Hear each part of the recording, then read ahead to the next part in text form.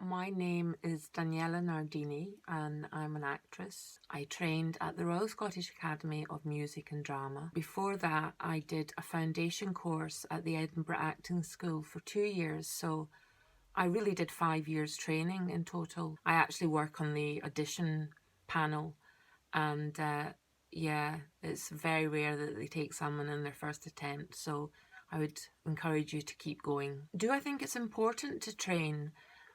Well, I know actors that have had a wonderful career that haven't trained, so it's not essential.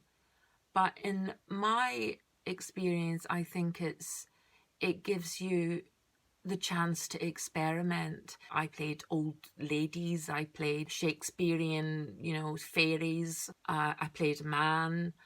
I played so many different kind of parts. I learned so much by having that opportunity. Do I use any kind of working method? Yes. We learned how to do a thing called uniting, which is basically dividing the script up into sort of smaller chunks so that you can see the shift of direction. A whole script can be quite overwhelming, so to have it broken down is really helpful. It gives you a sort of map, and I use it. And the minute I get a script in, I'll unit it. I'll chop it up into bits where I think the action changes and it goes in another direction, and it's really helpful. Favourite actors, top of my head, Jessica Lange, who's just fierce, passionate, instinctive, dangerous.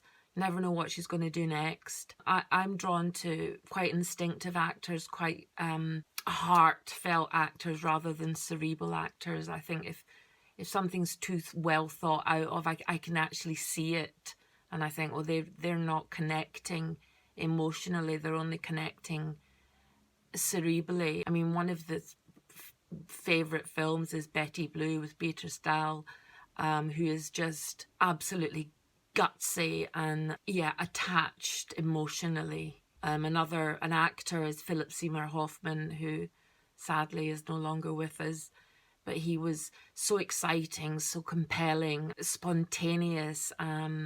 Another one is Gary Oldman. He just inhabits it in a way that I am moved. First favourite working memory is, I did bits and bobs of filming, which I didn't enjoy because, I didn't really know what I was doing much. I did have a great time with a fellow student, a contemporary, David McVicker, who's now an opera director, and I did several plays with him and toured around Scotland, and it was just wonderful with a troupe of actors.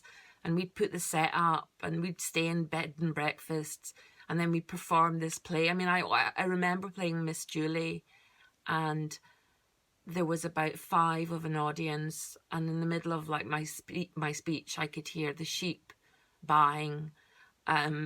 So you sort of did the performance for 5 and a lot of sheep. What would I do if I couldn't act? Well, I've just completed a certificate in counselling, cognitive behavioural therapy, and I'm going to go on and do the diploma to become a qualified therapist, which I hope to do at the same time as acting, because acting is very precarious. It's very it's a hard business. It's a tough business. You've got to have real commitment and real dedication and be driven. In France, they say, they don't really say break a leg, they say bon courage, because you need courage. Other advice I would say is watch quality films, and watch wonderful performances. You can learn so much from Raging Bull, or watch all the Godfather films.